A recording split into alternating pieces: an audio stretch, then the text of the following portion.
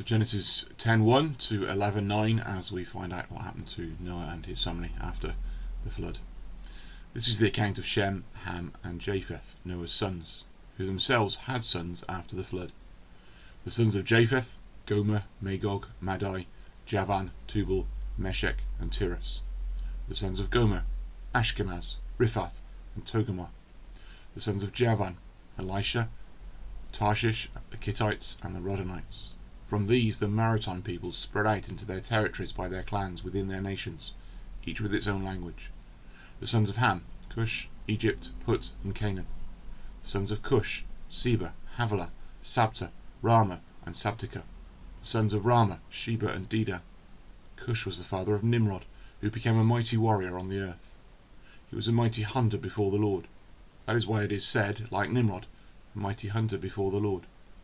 The first centres of his kingdom were Babylon, Uruk, Akkad and Calneh in Shinar. From that land he went to Assyria, where he built Nineveh, Rehoboth Calah and Rezin, which is between Nineveh and Calah, which is the great city. Egypt was the father of the Ludites, Anamites, Lehabites, Naphtuhites, Pathrusites, Casluhites, from whom the Philistines came, and Caphtorites. Canaan was the father of Sidon his firstborn, and of the Hittites, Jebusites, Amorites, Girgashites, Hivites, Arkites, Sinites, Arvadites, Zemarites and Hamathites. Later the Canaanite clans scattered, and the borders of Canaan reached from Sidon towards Gerar as far as Gaza, and then towards Sodom, Gomorrah, Admah and Zeboim as far as Lasha. These are the sons of Ham by their clans and languages, in their territories and nations. Sons were also born to Shem, whose elder brother was Japheth. Shem was the ancestor of all the sons of Eber.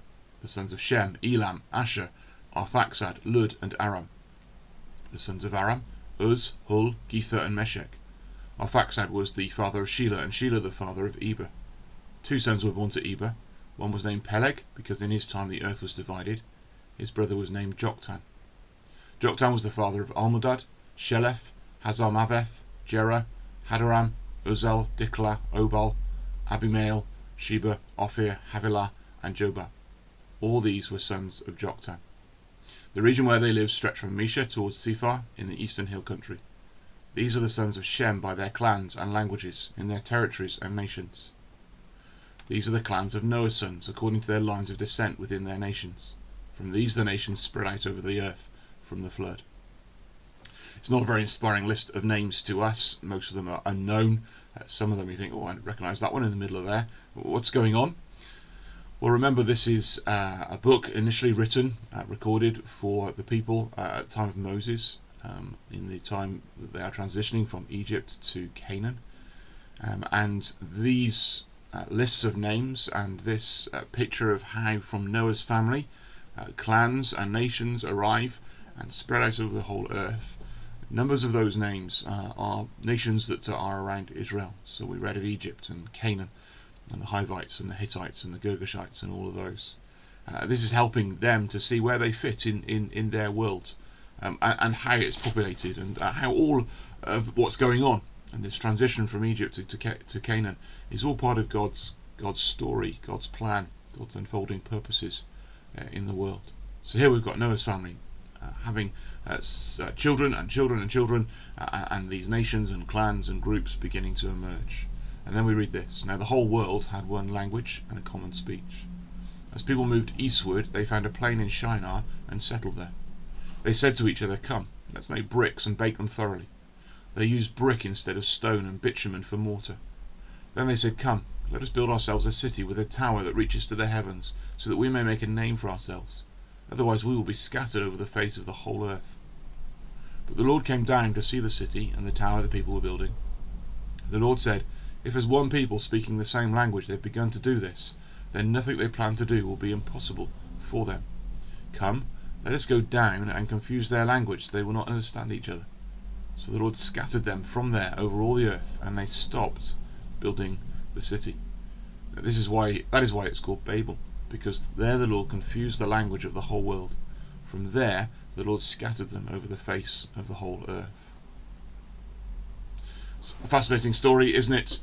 Here's all of humanity speaking one language, Noah's family have been told to go and fill the earth. Adam and Eve were given the same command. Instead, they want to club together and stay. You can sense and understand that. It feels more secure. It's much nicer to be close to everybody else where the action's happening. And to celebrate all that they are achieving, they decide to build a huge tower, a monument to their greatness and success. Let's reach up to heaven, they say. And the irony is that God has to come down. They're nowhere near him. And he has to come down and see what they're doing, and then he says, let's go down, and confuse their language.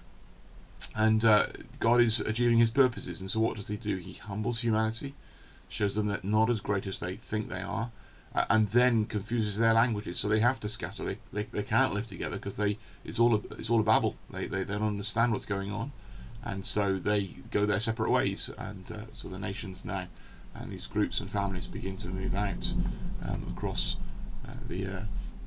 What lessons can we learn from this? Well, one is that nothing is by accident. Paul in Acts 17 talks about God having caused all men to descend from Adam and Eve, and their times and seasons around the world, their habitations and their boundaries are no accident.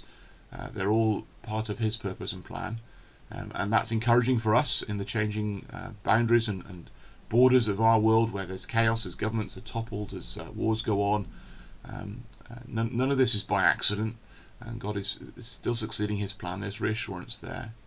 There's also a word of caution about pride and self-elevation, and that can be true as much as God's people, as the world around. It's still the case today that every culture that's trying to be the elite is seeking to build a tower taller than everyone else's, and that hasn't changed. This signal of man's brilliance. But the reality is that God humbles. Those kingdoms come and go, those empires rise and fall. But even in church life, sometimes we can be above ourselves, we can think that we're achieving great things, and sometimes the Lord has to humble. And so it is worth just thinking today, how can we make sure that we have a right perspective on life, that we are living humbly before the Lord. That means to think mostly of God and others rather than of ourselves, just to crack on with loving God and others, those two great commandments, and seeing beyond ourselves today. So let's be reassured, let's also be challenged as we head out into today, and whatever it may bring.